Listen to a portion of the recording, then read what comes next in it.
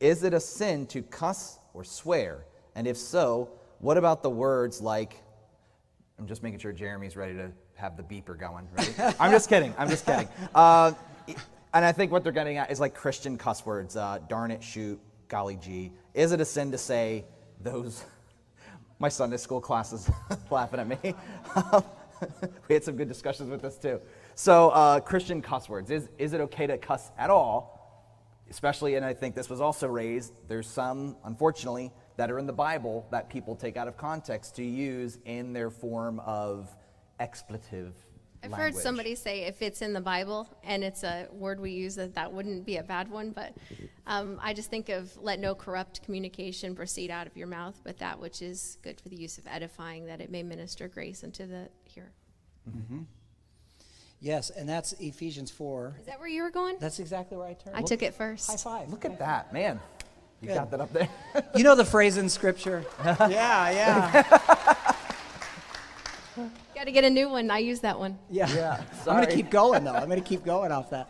But you know the phrase in Scripture, these things ought not so to be, is in James 3, and that's in the context of verbal communication.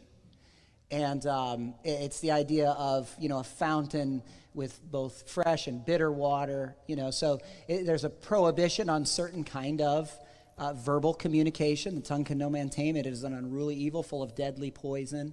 And so these things ought not so to be as in relationship to verbal communication that would betray a redeemed heart. And she mentioned Ephesians 4, and the tail end of it there is verse 29. She said, let no corrupt communication proceed out of your mouth. But then it picks up again in Ephesians 5. So is cussing sin? The answer is yes.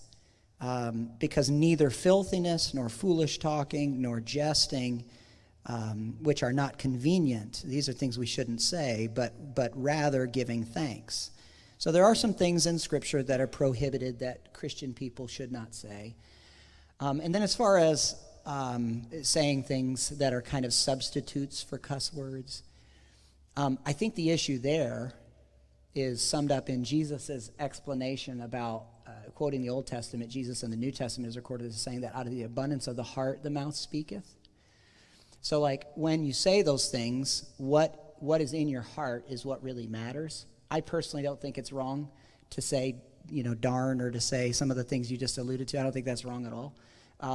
But really, I guess it could be depending on what's going on in your heart. Like if you used to say a bunch of stuff that is clearly prohibited in Scripture, and you're trying to get away from that, and so you throw in some kind of substitute word that's not one of those obviously bad words, but you're just trying to navigate away from that. I mean, that's what's going on in your heart.